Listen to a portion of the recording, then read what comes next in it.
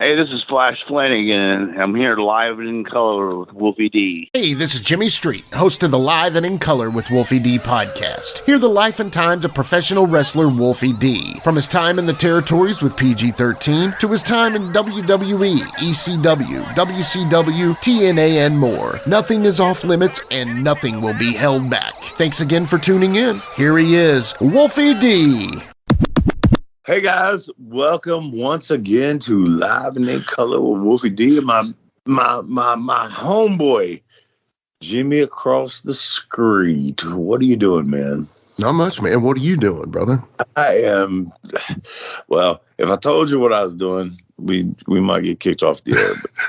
But, they can't kick us off, but I get what you're saying. Yeah, but how are you doing? I'm just having that. All right.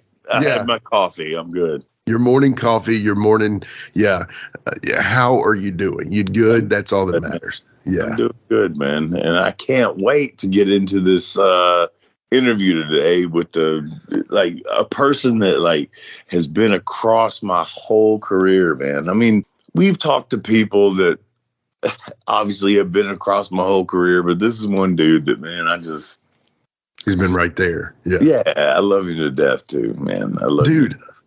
He's so good, man. I don't think people understand that. That's the thing. I think, if our top 10 most underrated, I think he could be the whole damn list, man. Yeah, that's absolutely true. Yeah, I've been watching some old matches. Like when you told me, hey, we got Flash coming on, I was like, sweet. And so I went and watched some old matches. Bro, he was getting it, man. I'm telling you. He can go, man. He can go. It's so crazy to think that in wrestling, you know how your parents tell you as you're growing up, and I don't mean our parents. What I mean is like modern day parents. Okay. Oh, little Billy, you can be anything you want to be. Just put your heart and soul and mind to it. And then you think of people like Wolfie D and Flash Flanagan and guys like that who literally are some of the best, and they didn't quite get that brass ring. And it wasn't that y'all didn't try, and it wasn't that y'all didn't want it.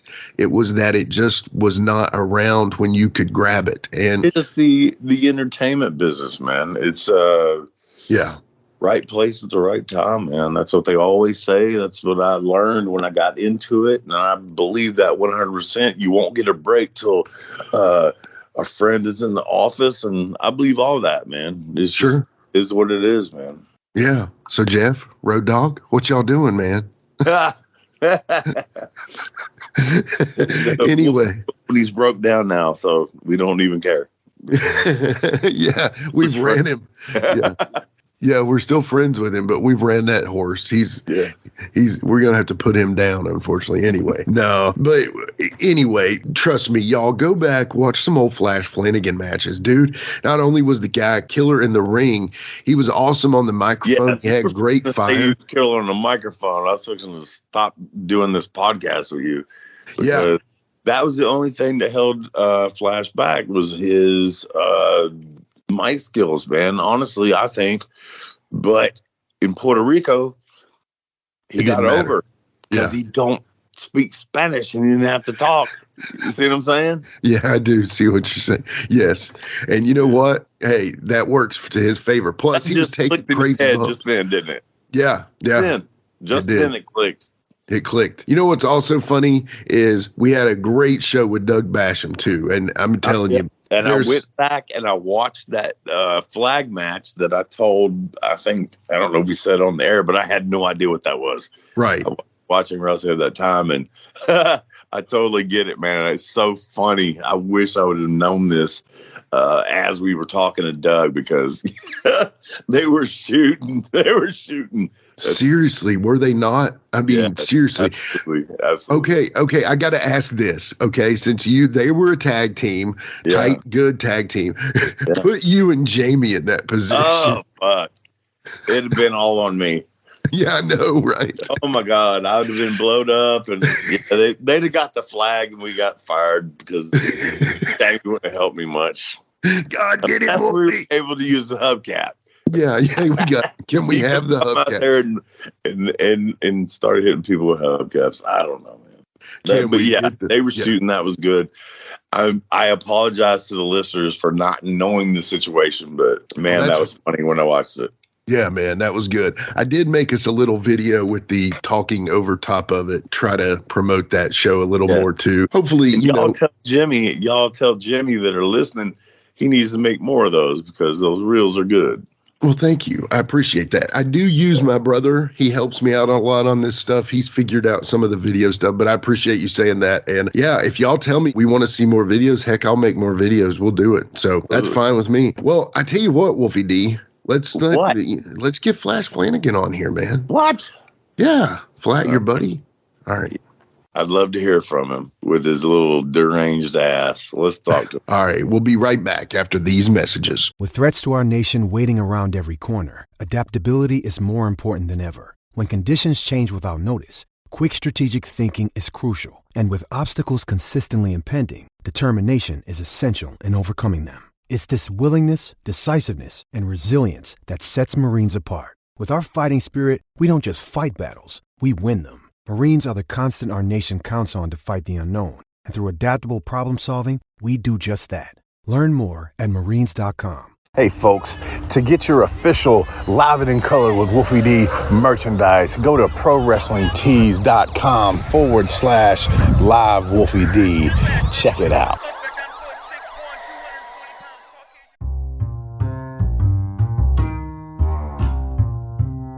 If you're listening to Live and in Color with Wolfie D on Apple Podcast and like what you're hearing, go ahead and leave a 5-star rating. And while you're at it, write a review.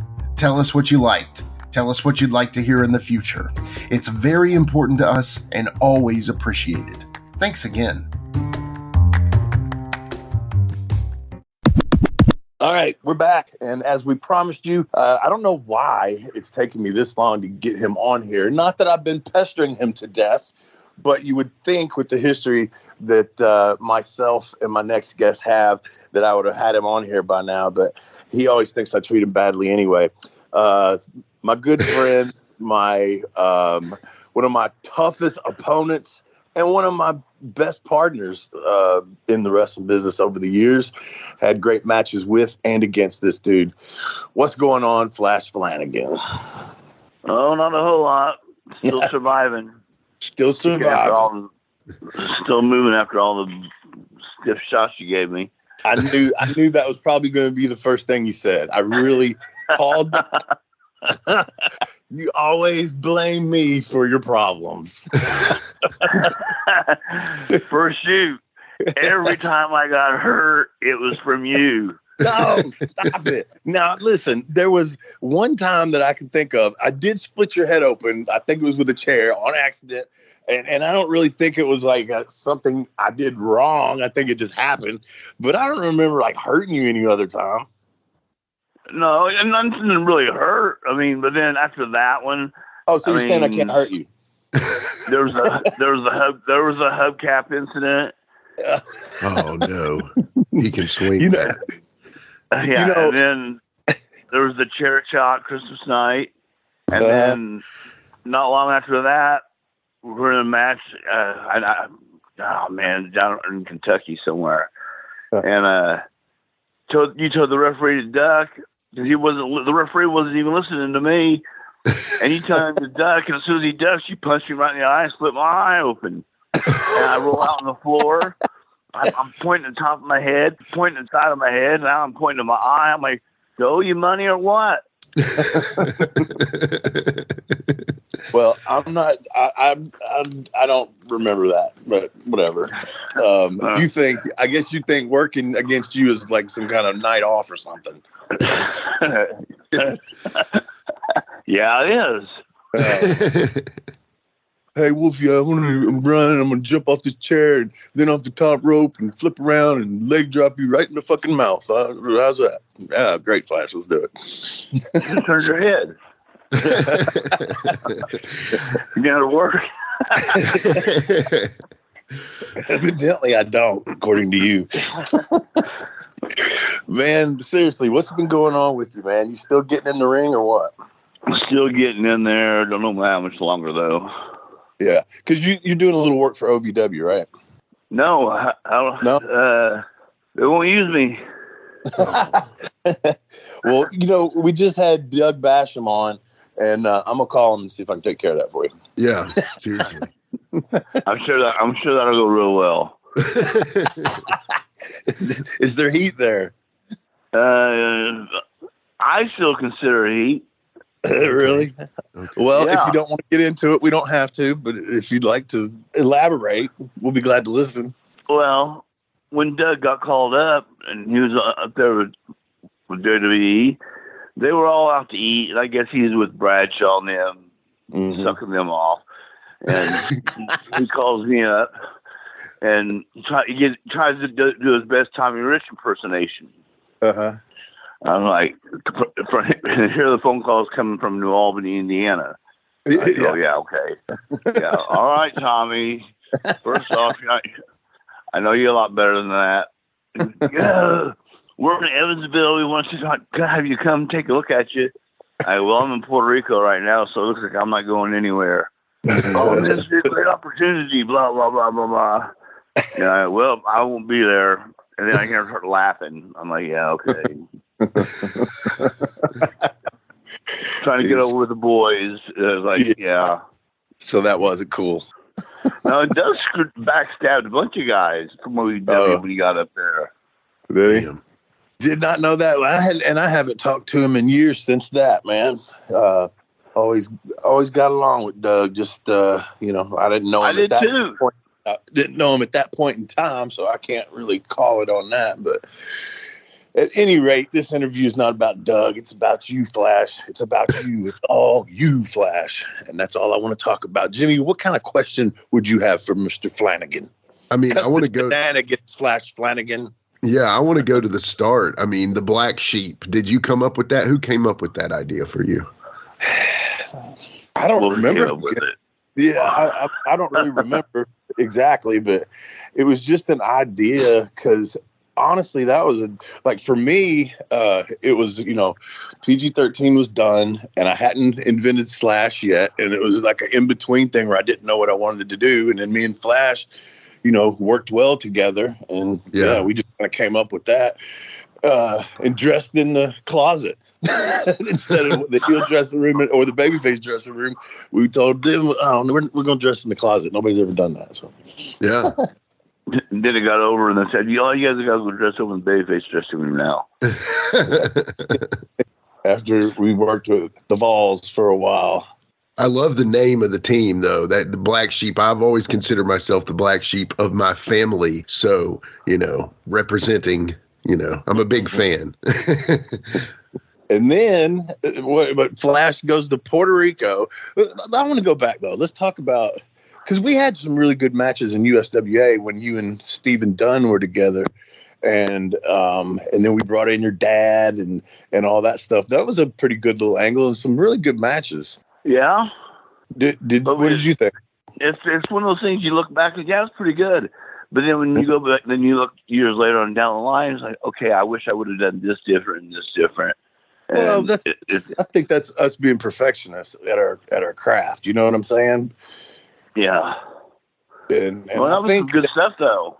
Yeah, and I think everybody in the ring, I mean, obviously Steve, but the other three of us were seasoned enough at that point to where, I do look at some early stuff and go, God, what was I thinking? But around that time, I think everybody was coming into their own.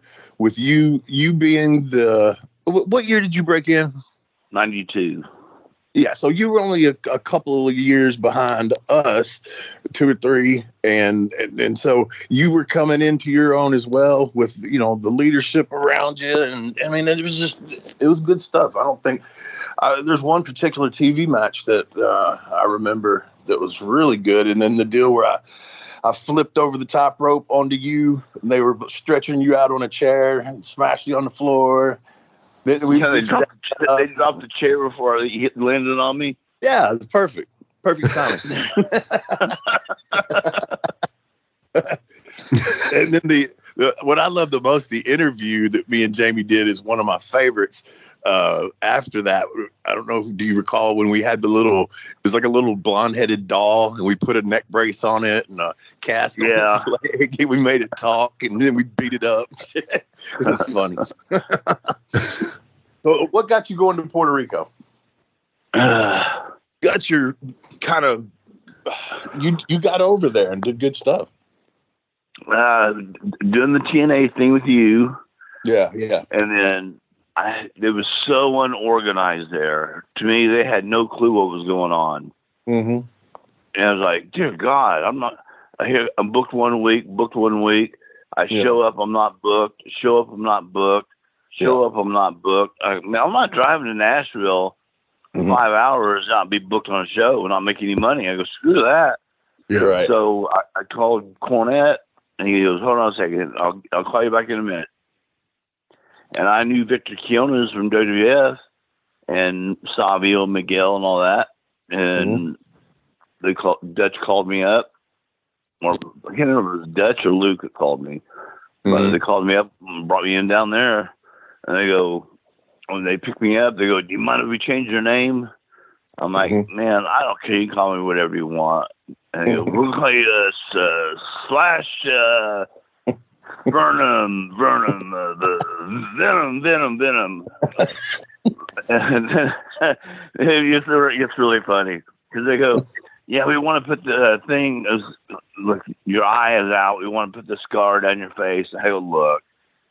I go, my partner, he's already has all that. I go, I don't want to steal that from him also. I go, forget it. I go, just haven't got that myself. Who tossed that to you? Was it Luke? Did Luke toss that to you, or was it Dutch? Luke. I guess he must have. I mean, there's no way that he couldn't have seen it on TNA and just said, "I'm gonna put it on somebody down here." That's incredible. We had him on the show. Too bad we didn't know that. Yeah, I know. I always thought it was you that came up with it. No. Because we were actually going to rip your ass for it. No, because I didn't do that. Yeah. Son of a bitch went to Puerto Rico and stole my fucking gimmick. How did you feel down in Puerto Rico? Wolfie's got some great stories about his time down there. What about you in Puerto Rico? I loved it. Yeah. I had a blast. Yeah. It's one of those things. You're on the beach. You work almost every night. It couldn't have been any better. Let me ask you, did you meet an Armito down there? Because he might have thought you were actually Wolfie because you were working Slash, and Slash was in Tennessee, and never mind. It's anyway. Killed a Wolfie. What's this guy's name? Armadito Santiago. No, I don't think I've ever met this guy. If I did, he was like a job guy. Okay. Well, if I did, I was always summed up so much I had no idea where I was. So is that the reason you were able to jump off of everything in Puerto Rico? Okay, the balcony fall. Here's how that all came up. This is how it all came up. All right. We turn on Ricky, and then it was going to be. It was me, Savio, Miguel, Castillo, and all of us gang up, and then we turned on him, left him laying in the ring. Yeah. So then the next week, Ricky who? Ricky who? Banderas. Okay. Ricky Banderas. Just for some of the listeners, they won't. If you say first name, sometimes they don't catch on. So we beat him down, and then he's got a mystery opponent the next week. Now, up to a year, they hadn't really done a whole lot with me. I was one of the underneath heels. Mm-hmm. And I was, man, I'm better than this. Give me a chance, and I'll show you what I can do. Yeah. Well, they called me into the office, and I was summing up when they called me in there. I'm trying to act cool, like I wasn't summing up, but when you're summing up, you know, people. It's pretty obvious. They know that you're all fucked up. Yeah. So, anyways, I'm trying to be straight laced as possible, and they tell me, yeah, you're going to be the mystery opponent. Ricky's going to go through you, then go to Castillo, then Miguel, then get Savio. And I'm like, man, you guys just changed all this on me already. I'm like, all right. So we start coming with the finish for it. I go, how about we do this spot where we set this table up, we'll get fighting up on the balcony, and we'll tease it, we'll work it around, and I'll toss him over. And it looks like he's going, he catches himself, reaches up, grabs me, pulls himself back up, and then cuts me off and then launches me off the balcony. Yeah. And I'll go through the table. And everyone got silent in there. And Savio was like, have you ever done this before? I'm like, yeah, the table's going to break my fall. Big deal. It'll be all right. Not knowing what's going on in my mind. But how high up were you? Imagine going to a high school. Yeah. And getting on the second balcony. Yeah. I mean, I was just up. I was higher than a basketball goal. Yeah. So you were good, probably 15 feet. Yeah. Wow. And so the spot came. Boom. He throws me. I missed the table. Hit the back of my head on the floor. Landed out cold.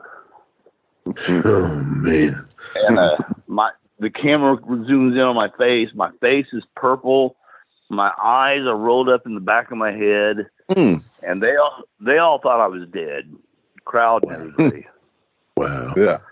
So they continued doing what they were doing in the ring while they were checking on me. And while they're checking on me, I mean, I finally came to, but everything else was done. So go to the locker room, and when we go to you go down the hallway and go upstairs, and then there's one locker room, and I look over there, and I see Banderas on the floor, and the EMTs are checking him out, and his nose, he's got a big gash over his nose, and there's blood everywhere. I'm like, man, he must have hit his face on the table when he did the splash off the top there. Because that was my other stupid idea, was after I go through the table, him leap off the balcony and do the splash on me. Oh, shit. After the table's already broke? Yeah. Oh. Yeah. I was fucked up, okay? Give me a break. I'd say he might have been, too, to want to dive out of the balcony and no table. No, he didn't do it. Oh. He was scared to death. He thought he killed me. Oh, man. Man. Like, oh my! He's standing up there looking down like, oh my God, move! Well, how do you get gas in his nose? Well, when he came down and covered me, because there was some heat between me and Ricky earlier through the year, where Ricky was stiffing me with stuff, and so Savio came after he pinned me. Savio came over and swung his baseball bat, cracked Ricky right in the face. Man. Yikes. Busted his nose, and he's bleeding. He's in the ring. They're beating him down. They get him to the back. So when I come to, I go to the back, and I'm still, when you're knocked out, but you're still coherent, but you don't really know what's going on. Yeah. Yeah. So I walk to the office locker room. I go, how'd that look like when I went to the table? And Luke was like, mate, you missed the fucking table. I go, no, I did. How'd it look really? And Savio goes, get ready to go to the hospital. I go, why? I'm fine. He goes, you missed the table. I go, I'm fine. He goes, where you at? I go, I'm in Indianapolis. He goes, go to the hospital. I'm like, all right. So they took me to the hospial. Then it gets really good here because Ricky's got to go to the hospital also. Oh, man. So it was like a scene out of Rocky 2 because, those people, they believed all of that shit was real. Yeah. So I'm in a wheelchair on one side of the room. I got blood all over me. Then Ricky comes in. He's got blood all over him and a big gash over his nose. He's on the opposite side of the room. Now the TV show comes on at 3 a.m. one of the time slots that they had also. Yeah. And that was where we did the beat down on him to set it for that night. So they see us in the ring together, and then all of a sudden we jump him, beat him down, and now I've got all these Puerto Ricans. They're sitting there looking at me. They're looking at him. They're looking at me. I'm thinking, oh, this is going to be bad. And then they call me to the back and then did a CAT scan on my head, and they go, no, we don't see any damage. I'm like, okay. They go, how do you feel? I go, well, I hurt a little bit. Did you give me something for pain? Yeah. So she gave me an injection and some pain pills and went on home, and they said, try to stay awake for a while. When you got a slight concussion. I'm like, all right. And that set it off. Yeah. And then when I went to the ring, what had got me really, because I was a little disappointed, because when I went to the ring as a mystery opponent, the crowd was kind of like, oh, really, him? And I'm like, I was like, all right, I'm going to give you something you guys will never forget. And to this day, they still haven't forgot it. Yeah, you definitely did that. So, and I am going to dial it back here a little bit because we've kind of gone forward, but I've just got the new church name. You're in the new church, and you came the name. Now, who gave you Cobain? Was that Russo? I don't know. Wolfie called me up and said, hey, they're going to put us together as the team. You're going to be Cobain. They want you to dye your hair black, blah, blah, blah. And that's all I'm told. Yeah, okay. Gotcha. Yeah, and I don't know about Flash, but they, I know I've talked about it on here before. They threw us together. I went through, we've talked about this, 4 different partners, right. And this was just like, let's get him another partner, and I don't remember they asked me about it or what, but I'm not sure. But we had no Jim Mitchell. It was just me and Flash. And then I became, Slash had never fucking spoken except for like in OVW and stuff, but never in TNA. And Russo wants me to cut this promo with Flash, Cobain, riding off Kurt Cobain. And so he's supposed to be, scratching himself and being just sum it out like he usually is. So it wasn't a far stretch. But we do this interview, and Flash is sitting in front of me all groggy or whatever, and Russo gives me this line by line fucking interview and tells me to do it like Raven. I'm like, what? Yeah. First of all, this is not how I talk as Slash, even though you've never heard it. And right. Flash, I don't feel they gave us a fair shot at that. So I don't know what you think. I don't either. First off, going out there and having a drug addict as a character is pretty stupid. Yeah. I mean, wasn't that kind of Billy Kidman's character? I think in WCW they kind of tried to. I was going off the part being suicidal, going out there. So I always took those crazy bumps and stuff, and I would go. That's how I was playing it off. Yeah. But Russo was clueless when it comes to the wrestling business. Yeah. Well, you tell it. Yeah. And another thing I'm going to ask you about before we get too far along, and I know I'm kind of going back and then back and then back. So in the developmental deal with OVW that you had there was a time that you actually worked a great match with Jericho, man. Talk about that a little bit. All right. So I already had a developmental deal, and we kept that. That was kept hush for a long time so I could keep my angle going with Nick Dinsmore, because Dinsmore he ended up getting one for beating Al Snow, and I was complaining about it, saying, oh, you mow Danny's yard, you get everything you want, you're the franchise boy around here, all this stuff. So we ended up having I can't remember who I was working with, but the winner got a shot at Jericho, and I ended up winning. So now I'm putting the OVW title on the line for a chance to get a contract with WWF. Well, as soon as we locked up, my tricep popped and rolled up my arm. I tore my tricep. Oh, dude. And I was sitting there, and then we did a spot, and it got kind of a little clustered. And I rolled out to the floor, trying to regroup. I was in pain. Yeah. I feel good. I did. I was like, man, what can I do to try to block this out.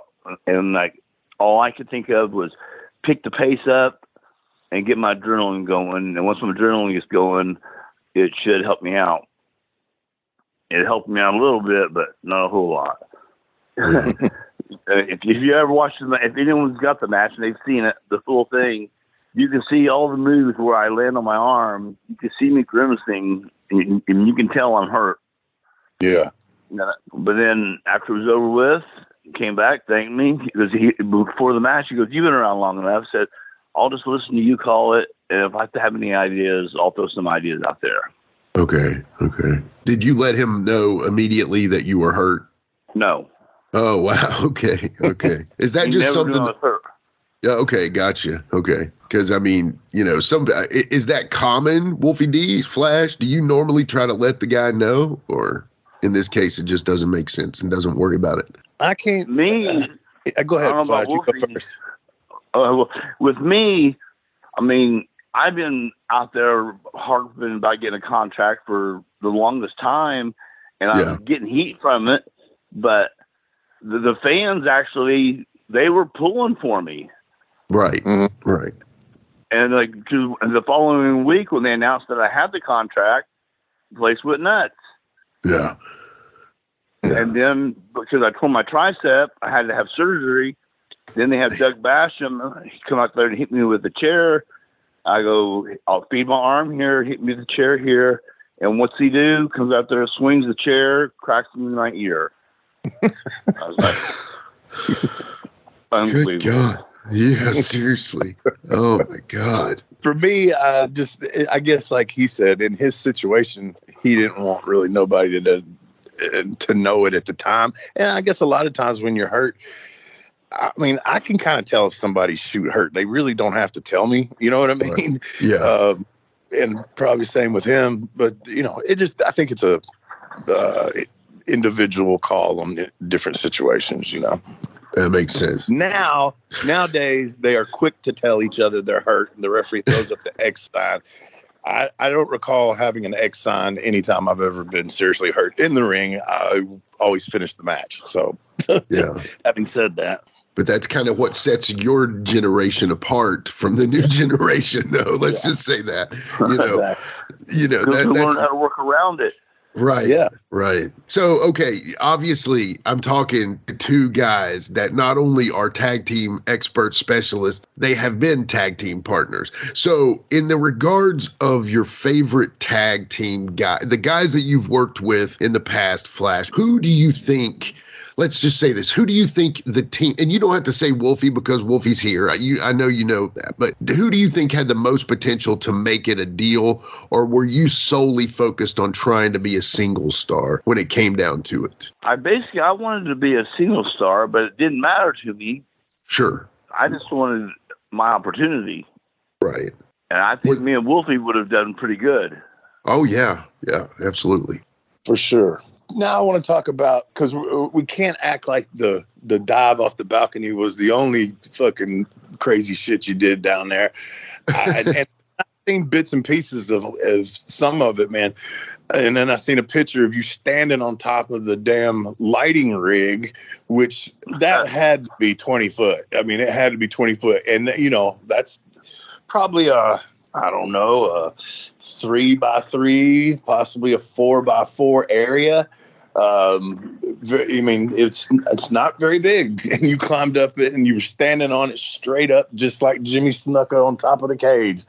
And so tell me, either what did you do off of the top of that? And I'd also like to know who was laying down there that was a big enough goof to let you do this to them.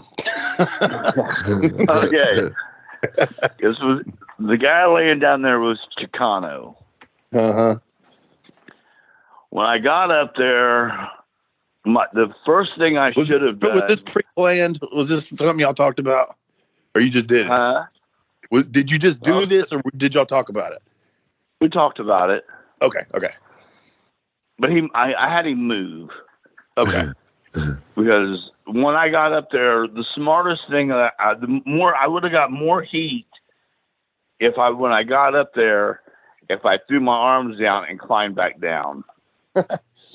instead of jumping off and smack my head in the mat. That would have been the smartest thing to do.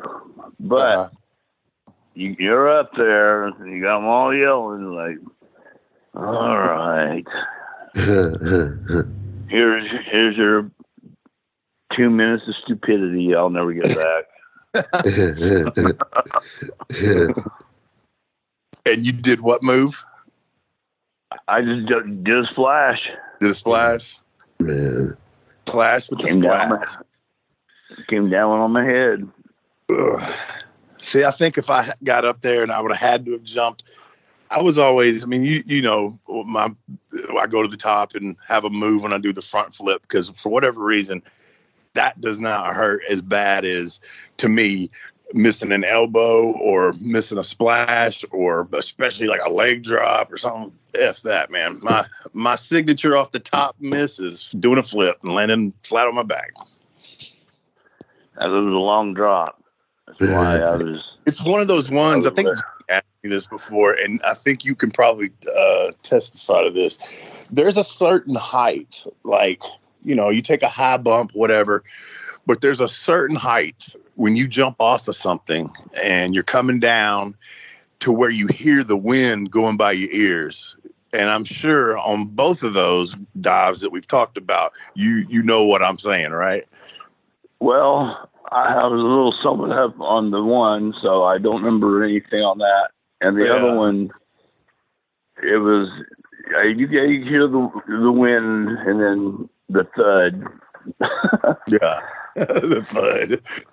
Yeah. But there's I can't explain it. And I don't know what the exact height would be. It's not really the top rope. Top rope's not quite high enough, but like a cage height or, you know, balconies and stuff like that. You're coming down. It's like, boom. And then all of a sudden, as you speed up, catching that momentum, that velocity, you can hear go by your ears. That's when you know, oh, here it comes. It's not the ball that gets you, it's the landing. Yeah. True story. True story. Let's take a quick time out and get a word from one of my dope ass sponsors, and we'll be right back with more Live and in Color with Wolfie D.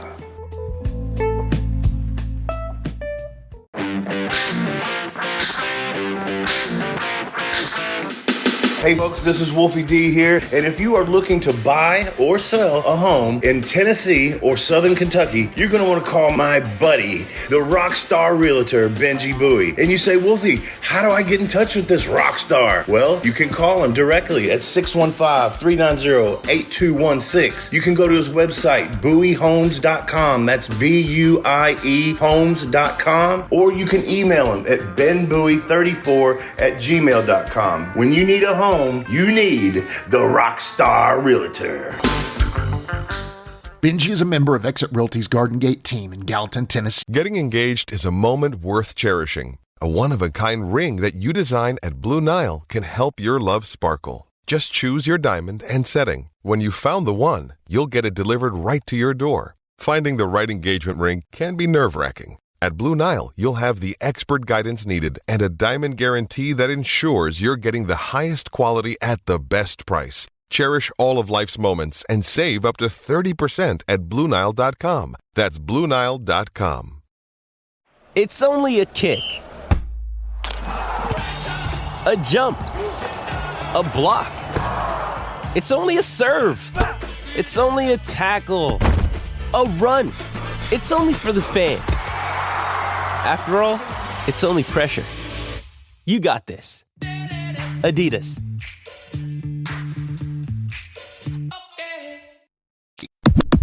Are you a fan of anything on TV right now, or have you kind of like me, you watch it and just understand that what we did ain't coming back? I don't even watch it anymore. Yeah.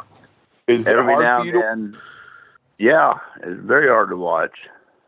Now, is that out of just these guys don't know what they're doing, or, you know, they don't do it like I always just say, you know, I know it's changed, whatever, and I don't agree with it, but I understand that it's changed, and it's just not what I signed up for. It's not what I grew up on that made me want to do it. You know, I can appreciate the athleticism, but it's just so much different than my style that I appreciate. Well, see, that was I grew up, I loved watching Owen Hart and all those guys and doing all the flying around. Yeah. But they look like wrestlers. Mm-hmm. Right. Now these guys are all 150 pounds. Yeah. They don't look like wrestlers. So, I mean, so then you bring in a guy like Braun Strowman, who are you really going to work with? Right. He's almost too much. Yeah. So you got these guys that would have been great back in the 80s and 90s or whatever, but now you got to some of these guys you look at, you see these kids is like it's AEW. I sit there and I see that like, man, that locker room would get whipped so bad back in the day. Seriously, it's true. And every time, the funny thing is you know how they say, like, you've had your third eye opened kind of on a spiritual thing or whatever. Road Dogg, we had him on the show, and recently we read about him saying that AEW is essentially a indie show with with a good budget. And once he said that, it was like the extra eye was ripped open, and I can't not see it that way. It's just impossible to not see it like that now. And they've got some talented guys there. Absolutely. But the Young Bucks are a joke. I mean, Omega, he's a joke. Yeah. Unfortunately, a guy can't cut a promo to save himself. And, as far as psychology, it's kind of out the window, too. The three of them couldn't beat up CM Punk? He had his dog. Don't forget that, though. See, and if that would have been me, and they would have hurt my dog, I would have killed him. Yeah. Yeah. Let me dial it way back here because I know you guys kind of were going forward and I don't want to mess this up, but I just want to read some names of people from your past here. So obviously in the USWA, I'm just looking at, like Wolfie says, I write down stuff and I do that, but I just made a list of some people that I would like to get your quick reaction on, if you don't mind. It doesn't have to be anything major, but Mike Samples. Backstabber. The Heat show. We're on it now. What about Vampire Warrior Gangrel? I liked him. Yeah. Good guy. Tony Falk. Who cannot like Tony Falk? Tony Falk's one of the nicest guys. Yeah. If you don't like Tony, you've got a problem. It's your issue, not. What about Bart Sawyer? I like Bart. Bart tried to be Roddy Piper too much. Yeah, I always thought that in his interviews, especially. Stephen Dunn. I love Steve. Yeah. I tried to get him to come to the show and see me, and I didn't know he was having the problems he was having. And Reno had told me, he was, man, I don't think he's doing a show. And then, come on, Steve. I'll catch you next time. And never was next time. No, next time. Yeah, it sucks, man. What about the Phantoms? Phantom Sorrow and Phantom Tragedy. I retired them. Okay. Bro, hey, I remember they came in and worked me and Jamie for a minute. This was before, I think, your incident. And I wasn't shooting on him or anything like that. But I do remember suplexing Jerry off the top rope. And when he landed, and I'd never knocked the breath out of anybody like that before, just from a bump or whatever. And I just remember landing and him going, hee, like real loud. Oh, man. That's funny. I'll give you a funny one about the Phantoms, though. Here Please. Okay. So they had screwed Danny Davis over. Them and Mike Samples about running this other, we're going to run against Danny. Yeah. And they talked me into joining it. I'm like, man, I don't want to do Danny that way. But they go, we got TV here, this, and this. And I was like, all right. So I went and did it. We show up at this TV station, and all you had was one row of people. And all it was the guy's girlfriends in the front row. Oh, man. And at that moment, I was like, I made a mistake. Then it was another cluster. Mike would always take cheap shots on you in the ring. He wouldn't act like he was mad at you, but like he'd throw a clothesline, and you know if he was mad at you because he'd turn his arm and give you that clothesline and he'd stiff you right across the face. And I was like, okay, yeah, I got you. So Mike would take cheap shots on you in the ring. Yeah. But Ian was going to get their TV spot. They were getting ready to shut down. And they're going to come out to Ian's. And I just talked to Danny about coming back to Danny's. And Danny was like, it's a good thing you came back when you did, because if you would have waited another week or so, I wouldn't have used you, because I got this TV thing getting ready to get started. I go, I guess it's good timing on my part, huh?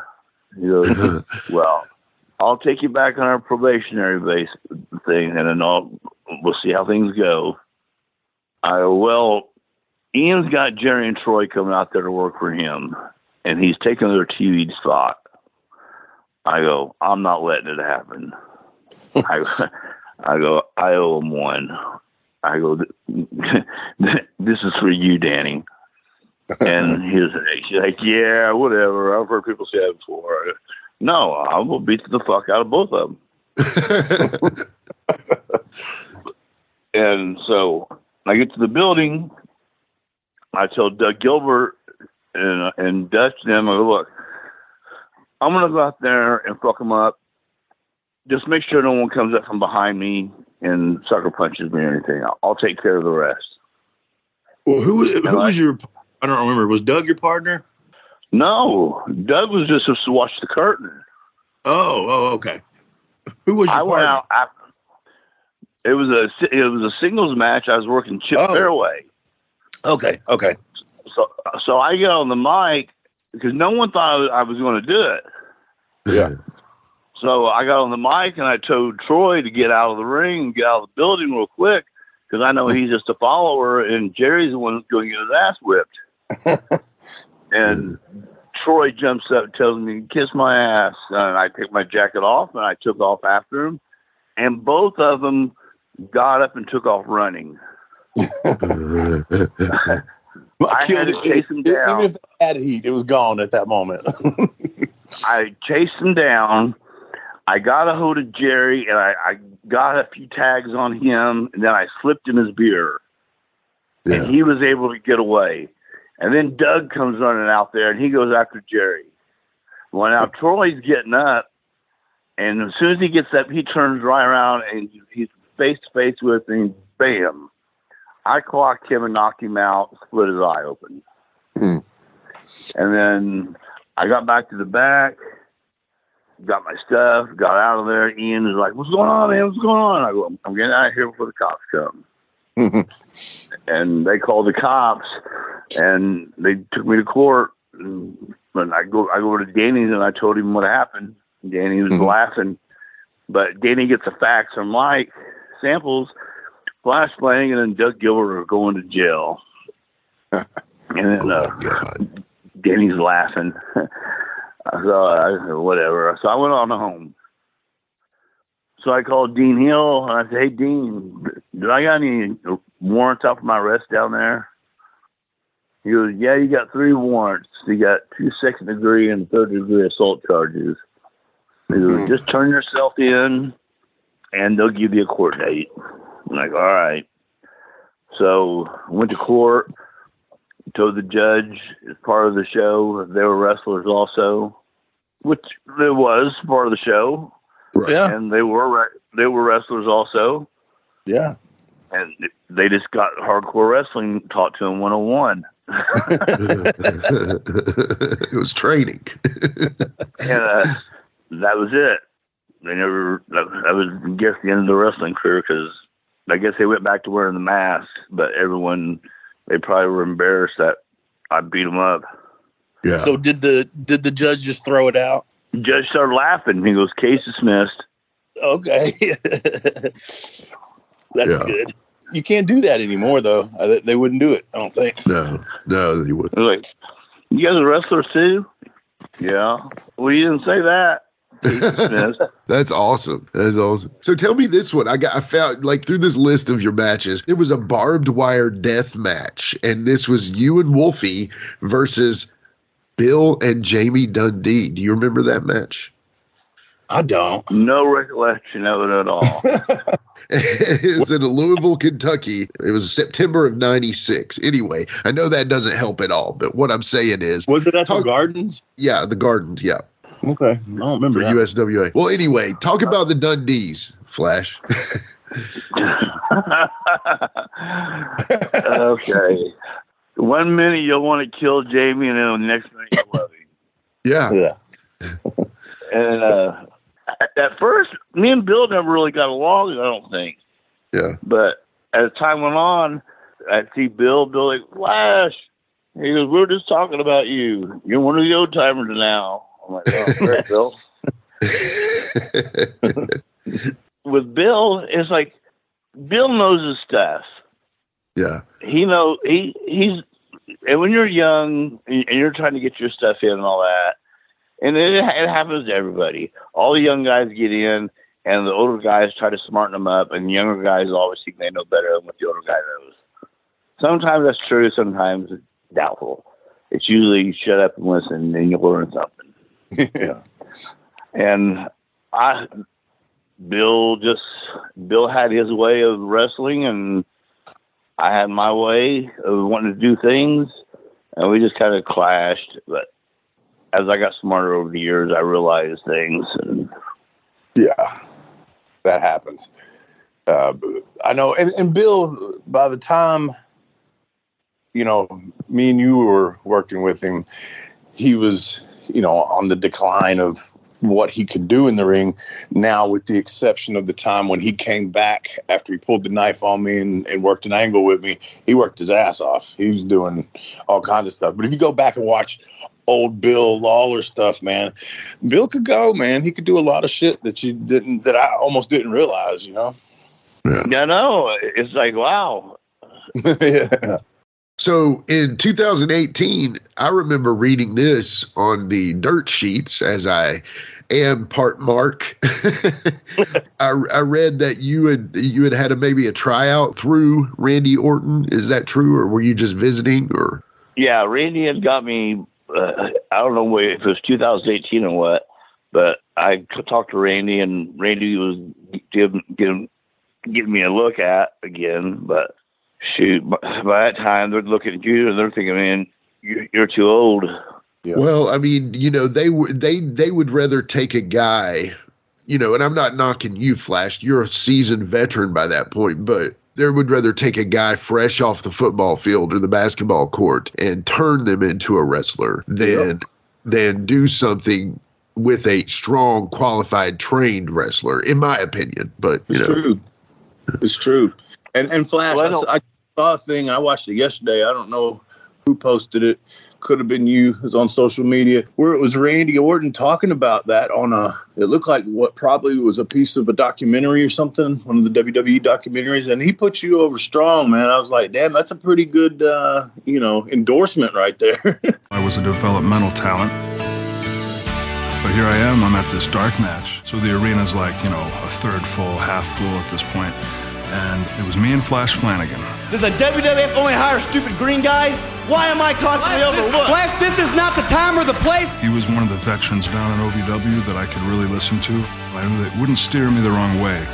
There was no jealousy as to the work he had put in to get to that point versus my work. He was just happy to be down there and loved the business and wanted to help out a green kid who didn't know what he was doing. I still hear from Flash every once in a while. He's doing well, still doing the independent thing. And my dad just did a show somewhere, and he said, Flash says hi. And I was like, Flash, wow, I need to give him a call. Well, I had Randy's first match up there. Right. Yeah, he was talking about it. Yeah. And here's another thing on that match. I just had surgery on my elbow just 5 days earlier. I still had the stitches in my arm when I had that match. And he gave me a press slam, and I landed on my arm. And when I landed, my elbow blew back up. So, of course, you get back to the back. the doctors and them were complaining to you, why you get in the ring if you're hurt? I'm like, because I'm the old school kind of guy that if you're booked on a show, you're booked on a show and you show up. Yeah. And like, you should have never got out there and done that. And like, all right, whatever. Yeah. Yep. We've done it, man. Gone out there and, like I said, either finished a match when you were severely hurt or worked a match when you really didn't have no business being out there, for love of the game. Yeah. So how is working Randy and the difference in the start and because Randy's considered one of the greatest of all time as far as the current guys go. Well, here's all I got to say. You take a look at all the guys that worked with me, they all became good. There you go. Hey, that's it. That's the show clip right there. You're exactly right, man. And I saw some other things when I saw that Randy Orton thing.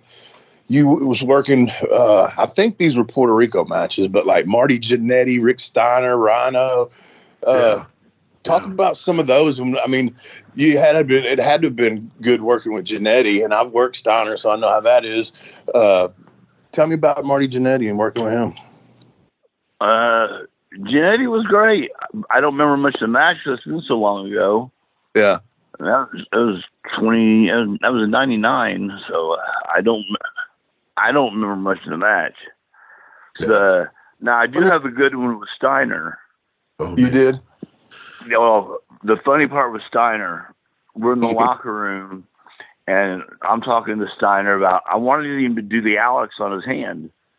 I wanted him to take a Sharpie and draw Alex, and he's like, no.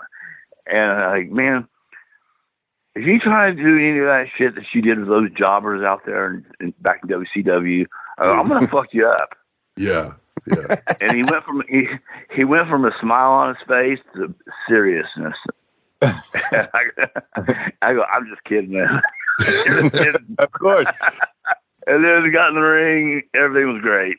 He was snug, but he didn't hurt me. Right. Yeah. Like he could have. And he was supposed to take a back suplex from him at WCW. Like, I think trying to do it off the top. He set him on the thing and was going to like back suplex him. Jamie hooked the turnbuckle with both hands in a death grip, man. To be honest, it's hilarious, but I can't remember how they got out of that, if he ended up giving it to him. I think he brought him down for something else. I don't remember, but that was the key thing, was just him just bucking up to Steiner, like, basically, you ain't fucking doing this to me. And you could see Jamie.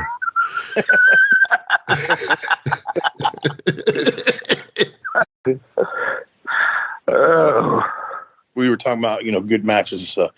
Besides me, who's the greatest wrestler you've ever wrestled in your life? Took y'all a minute on that one. Let's see. I know that's a very hard question. I know, because I get asked it, and it's hard. I know. Oh, man. And if you don't have a definite answer, I'll give you what my answer usually is, because I think yours could be possibly similar. It's a hard question because I have different matches for different reasons. It might have just been a great match, at the Coliseum that wasn't taped, or it was a match that drew a lot of money, or yada, yada, yada. For different reasons, I have different matches. I don't know if that would be the same for you or not. Bison. Who? Bison Smith. Okay, I don't know that. He passed away a while back. He should have been a WWF star. Mm-hmm. But Johnny Ace didn't like the Mohawk. Oh, my God. Yeah. Bison was jacked. He was about 300 pounds. He was a monster. I think Vader trained him. Okay. But, when he hit you, it was safe, but it was snug. Uh-huh.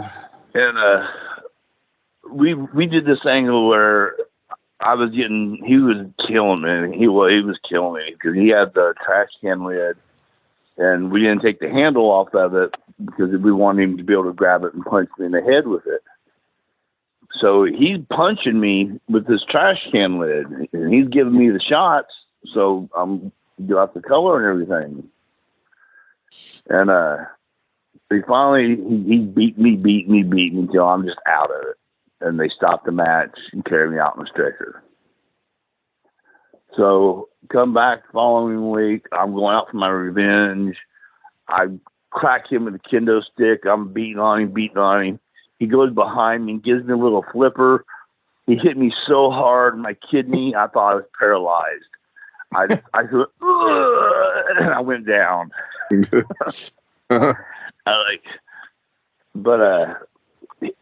would hit you with those forearms. Like it would come across the chest and stuff. I mean, for me to get him to lighten up, I was coming across and punching him in the mouth. It didn't faze him. He just and he just bulldozed right through you. And the people believed it. Yeah. We protected it down there, and there was a TV show. I can't remember the name of it, but there was this model on there, and it said that she wanted to meet me. Mm-hmm. And Felix Trinidad was there, and I'm like, well, shoot, let's go on over there. So we get over there, and we're kayfabing. He's on one side of the building, I'm on the other. Well, all of a sudden, here come all the cops. Cops are surrounding me, and cops are surrounding him because they think we're going to get in a fight. Oh, man. I was like, wow, they really believe in this. Funny. That's funny.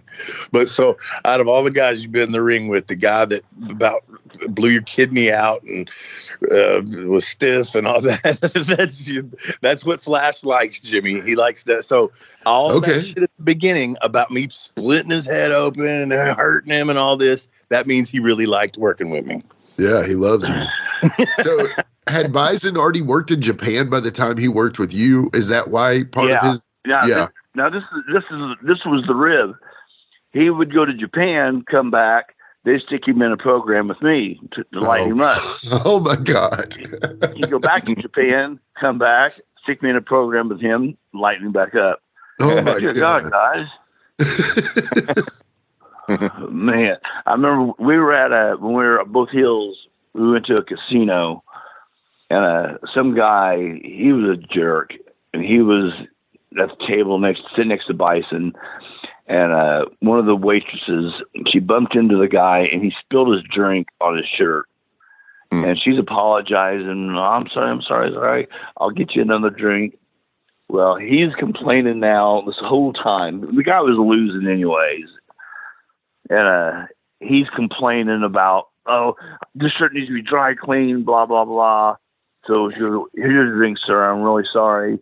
Bison picks the drink up, uses it as a spit cup, spits his dip in it, and sets it back down. That's how that night was going. Yeah. No doubt we had some fun times, man. In the old wrestling business, I wouldn't take anything for it. I made some mistakes. What's your thoughts on, your career? I get depressed about it at times. Yeah, I can understand it. I had a blast, made mistakes. I knew better, and just like I had a job in Puerto Rico as long as I wanted one. Yeah, and it's only because Victor liked me. Uh-huh. Victor wasn't going to get anywhere with me, but he goes, "You'll have a job here as long as you want." I'm like, "Awesome, right. This is great." Then he passed away, and then things kind of just, they still call me. I'll go down there every now and then. Mm-hmm. But OVW was some fun times. Oh, God. It's just like some things you can't really talk about anymore because you don't want someone coming back saying, oh, my God, this happened here, this happened here. Yeah, I feel you. And we don't do that on here where we try to get into too much controversial bullshit. I just like to talk to some of my friends from the past and talk a little wrestling and just like we used to riding down the road. You know what I'm saying? Yeah. But we did knock a lot of people riding down the road too. So let's get into that. All right, here we are. No, I'm just kidding.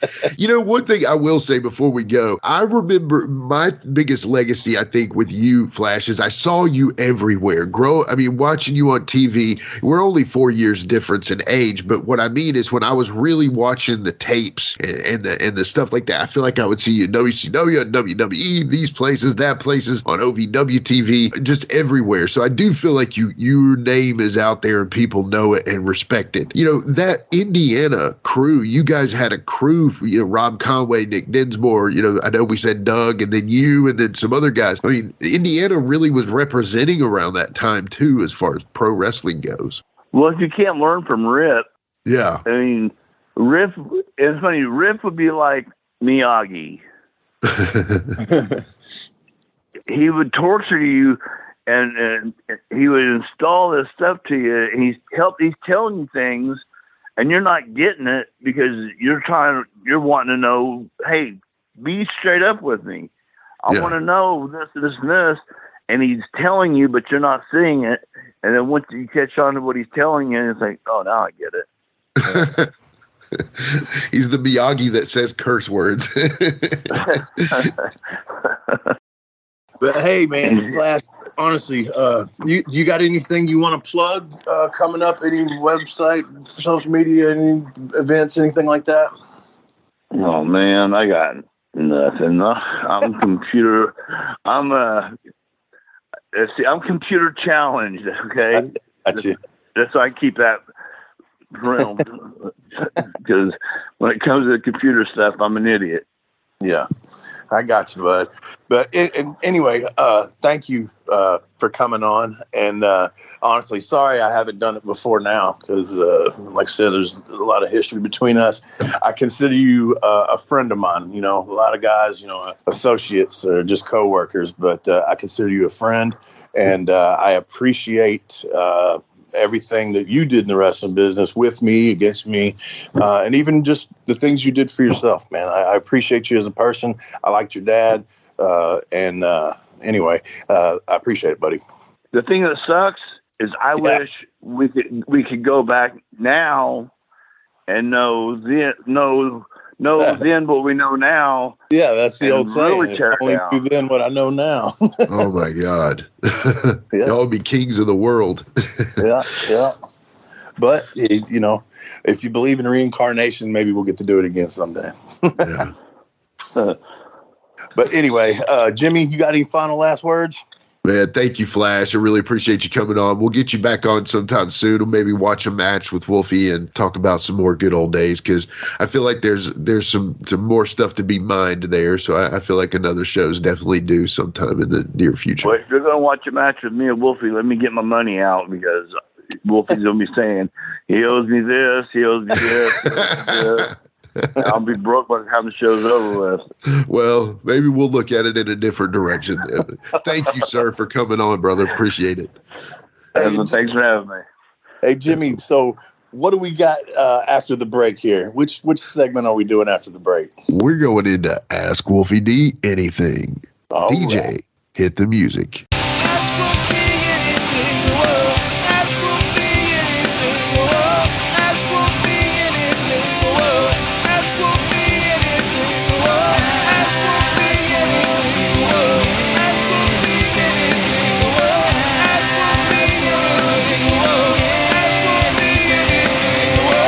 And we are back with Ask Wolfie D Anything.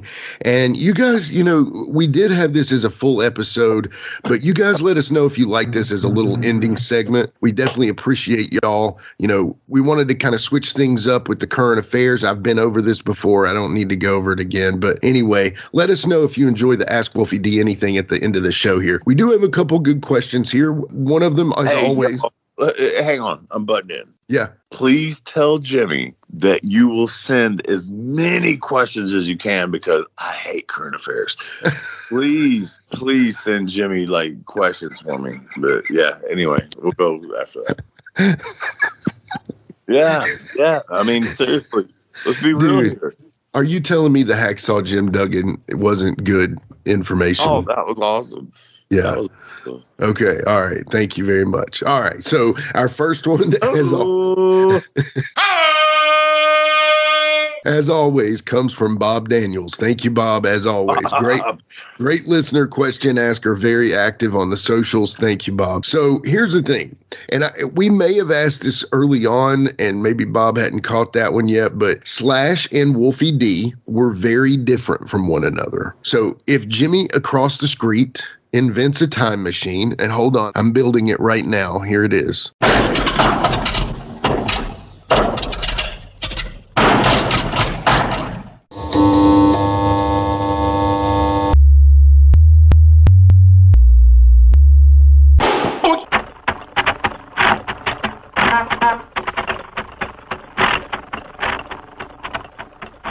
All right. And is there any other good? That was good. I like that. Thanks, man. Thank you. And then is there any other gimmick that Wolfie D would have liked to have used? Now, I know you did. There was the Cyberpunks that somebody was, I don't know who that was, but it looked like you, but I don't know that it was you. Is there any other gimmick that you ever thought of that you were like, man, I'd really like to do that? Nah, that answer would be no, man. I mean, that answer might be yes, because there's so many ideas that I have in my head. I feel like Brainiac sometimes. There's a lot of stuff that goes on in my head, but those worked. You know what I mean? Yeah, they did. Yeah, they did. I mean, they did work, but you didn't have you were like, okay, so Wolfie D is kind of done. I'm kind of growing past that. Me and Chris Champion, we've talked about the Cyberpunk thing. That was originally me and his idea, and it was nowhere near what me and Jamie did. But anyway, we had a crash test dummy idea too. I don't know if he talked about that, but you remember those commercials? Yeah, dude. I love that. And we wanted to dress up like that, and we would just wrestle people, and we would just take the fucking stupidest bumps ever. Because you were the crash test dummies. I love that, actually. Right. I mean, but we would win in the end, so yeah. Right. Because, of course. That's awesome. I like that. Well, hey, chalk that one down. We'll could have happened. Yeah, coulda. That's a good one. I like that. All right. Right. Yeah. Well, that's pretty much that, Bob. The crash test dummies is a new revelation, so I like that. So anyway, Bobby Murray from Facebook. This is an interesting one because he says, who was Lee Womack? He came in from out of nowhere, and why did they put him as the manager for PG, and whatever happened to him? Yeah, I have no idea. Pretty sure he was a person of interest. Sure. You know what I mean? He was doing some stuff. I got you. Something. I don't know. I know. Yeah. I think that's why. And fuck, man, there's been different shit like that throughout the years where I knew I was put with somebody because of stuff like that. You know what I mean? But whatever. Okay. He was a cool guy, man. He was a cool guy, and he was doing what he was doing. Yeah. And you never heard of him again? No, I have not. Nope. Yeah. It just it was like a wisp of smoke, as they say. Hey, yeah. He was there, and then he was Jeff gone. Hardy, what is that? Will-o'-the-Wisp? No, God, no, not that ever.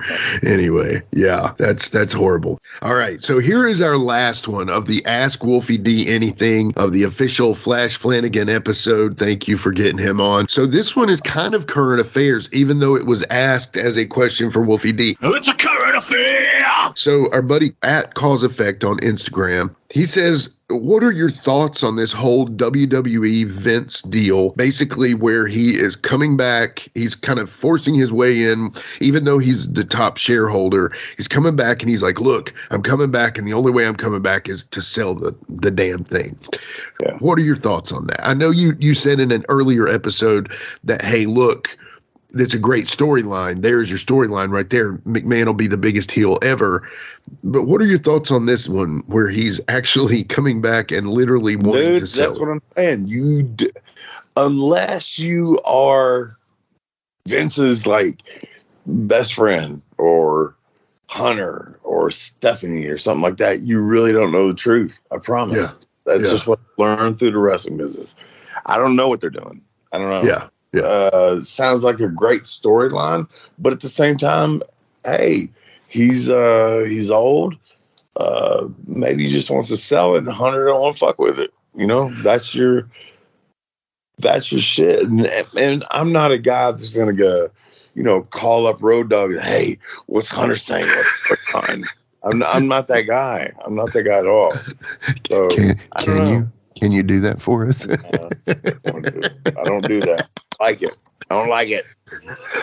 Okay, and that makes total sense. That's a no-brainer. I mean? Yeah, I do. That it does. You would never do that, and I get that. But anybody with some damn sense would never do that. So, but what I mean by that is like, well, most of the people listening are going, "Why wouldn't you?" I want to. Give me the number, Wolfie. Shoot me dog's number. Anyway, right. Shoot me Brian James' number. Right. Like, you don't know him. Like, anyway, so think about it this way, though. He bought the business from his dad, whether he bought it for $1 or whatever. And apparently there was some kind of deal that if he defaulted on even one payment, that ownership would go to Arnold Scullin and Gorilla Monsoon. What? So, yeah, okay, that was the rumor back then, is that if Vince had defaulted on even one payment to his dad, he would have lost it. But again, that's legend and hearsay. But with that being said, I can't imagine that Shane or Stephanie would not want to do that. And maybe they are putting together a group that would buy it. I've heard The Rock is very seriously looking into it. You know, The Rock recently lost out on a deal with DC, the movie, the comic book company. He just lost out on that. Hey, did you like the movie? I did. Dude, I thought it was awesome. I mean, me too. So I'm not really sure what happened there. I think what it was, that, superhero stuff. I think what it was the DC universe was so not connected enough. It was so it was like, well, you got Shazam here, you got the superheroes here. You're never going to do Batman with Ben Affleck again, but we want to keep using Aquaman and Wonder Woman. So Ben was your Batman. No, I'm not saying that. I'm just saying. I want to hear what you got to say. My Batman is Michael Keaton, homie. Come on. I mean, okay. All right. Maybe Adam West, but I mean, my Batman is Michael Keaton, if we're being honest. Who's your Joker? Jack Nicholson. Come on. Although really? Heath Ledger was great. Yeah. Yeah. What about yours? Ledger was good, but yeah. What about yours? I like Ledger in it. I do, the way he did it in such a dark way. Yeah. And before that, it was all kind of the comical clown. Right. You know? Right. Yeah. You're right. Guys, distant after that, but anyway. Yeah, but Jack was. We're getting off wrestling. What are we doing, y'all? Reel us back in. Well, that's it for Ask Wolfie D Anything for today, anyway. So once again, Wolfie D, thank you for getting Flash on the show for us. Thank you for answering these questions for the people. Why don't you go ahead and take us out, brother? All right. We appreciate you guys. Please, next week, it's going to be even better. Loud and color, Wolfie D.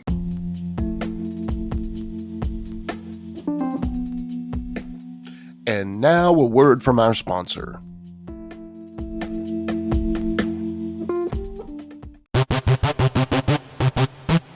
Ladies and gentlemen, welcome to Give Me Back My Pro Wrestling, the podcast that's based on the old school but can still help you find the good stuff from today. Jimmy Street and the Plastic Sheik, Jared, are the undisputed tag team champions of the wrestling podcast world. From thought-provoking topics to superstar interviews to action figure expertise. This team does it all. And all they ask is, give me back my pro wrestling.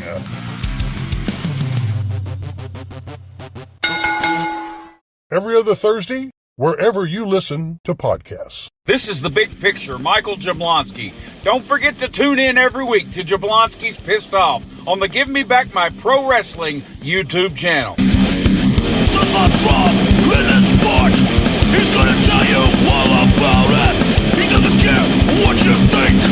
You're gonna hear all about it. Mike Jablonski. He's so pissed off. Mike Jablonski. He's so pissed off. Mike Jablonski. He's so pissed off. He's pissed off.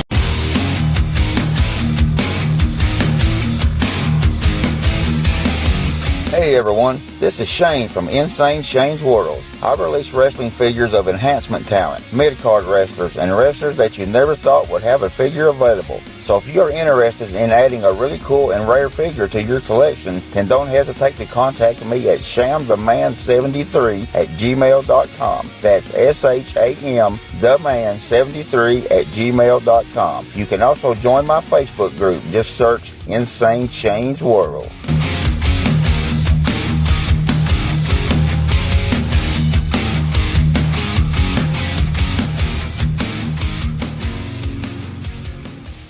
If you're a pro wrestling fan, there's something for everyone at the Cheap Heat TV Podcast Network. From the Pro Wrestling Discussion Show, Cheap Heat TV Live, to the interview show, the Jackson Interaction Podcast with the king of all wrestling media, Gene Jackson, to the silliness of the Whitey Jenkins Show, and the brand new Zip, Xander's Irresistible Podcast with Charles Anders. You can check them all out and much more over at cheapheattvlive.com. If you're a fan of rock and music, I'd really appreciate it if you took a moment to check out my podcast. It's called the Decibel Geek Podcast. We've been doing it for about 10 years now. We talk about Kiss. We talk about Ozzy. We talk about Motley Crue and Guns N' Roses and Metallica. We talk about all the legends from the 60s and on, up to brand new bands that you should be hearing about today that you're not going to hear on the radio. It's Decibel Geek. Wherever you find your podcasts, you'll find us there. If you love rock and roll, I can almost guarantee you're going to love my show.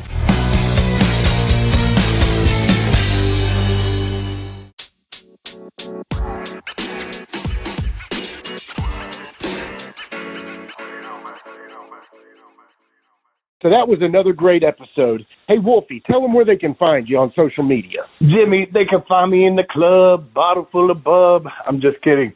They can find me on Facebook. My personal page is Warren Wolf, WOLFE. I'm on Instagram at Warren Wolf 13. You can always find us on Facebook, Twitter, and Instagram at Live Wolfie D. And then on YouTube at Live and in Color with Wolfie D Podcast. Our website is anchor.fm/Wolfie D. Here's the thing. Wolfie always has offers for his autographed photos. He has a selection of some awesome photos from throughout his career that he will autograph and personalize any way that you want him to. Just contact him either directly at his personal Facebook page or through any one of our other pages, and we'll make sure you get in contact directly with Wolfie. Get those photos, right, Wolfie? Yeah, I've got some good stuff on there, to help with the podcast. Folks, if you can't get out to a show to meet Wolfie D, there's nothing like that, especially for the fans of PG-13 and Wolfie D. Also, do you have a product or business you'd like Wolfie D to talk about? Let us know about it by leaving a recorded message over at anchor.fm/WolfieD/message. Leave your name and contact info and we'll get back to you. Once again, that's anchor.fm/WolfieD/message. And before we go, you can always find me, your host, Jimmy Street, at jamesrockstreet on Twitter, Instagram, and YouTube. And hey, Jimmy, before we go real quick, I just want to add in there, from the bottom of my heart, I really appreciate, first of all, the work you've done for this podcast. You have worked your butt off. Secondly, the people that are liking the page. Beyond that, even more, is the people that are listening. And we really appreciate that. Yeah, and remember, guys, the podcast drops a new episode every Monday at noon, and our past episodes are streaming now on demand on all major podcast formats. Thanks again. I got a cap for your dome. He got a cap for your dome. I got a cap for your dome. He got a cap for your dome. He got a cap for your dome. And here we go. The original white boy that came out sagging, not bragging, don't be hating, cause I'm spitting the truth. Still livin' in color. Don't rush your mother, utilize a hubcap unlike any other. Back in the day, I was NOD, and I was P to the G, plus the 1 and the 3. In case you forgot, they call me Wolfie D. Been cloned and copied so many times, tired of suckers taking credit for what is mine. You know who you are without me name dropping. Wrestling's first white boy coming out hip-hopping. Been doing it like this since 92. Laid low for a while and you thought I was through. Listen real close to these rhymes that I've injected. This shit's so sick it makes your ears get infected. Mad skills, no faking, there is no one great. Cause I'm bringing more folks than Obi-Wan or Vader. Not here to play games, so you better beware. You don't like me, so what? I really don't care. Like time I keep ticking and I can't be stopped. You sucker step to the side unless you wanna get dropped. With my finish, I'll straight knock you out. Please allow me to tell you what it's all about. I'm gonna wind it up, then I'm driving it home. It's Wolfie D, baby. I got a cap for your dome. I got a cap for your dome. We got a cap for your dome. We got a cap for your dome. This has been a James Rock Street production.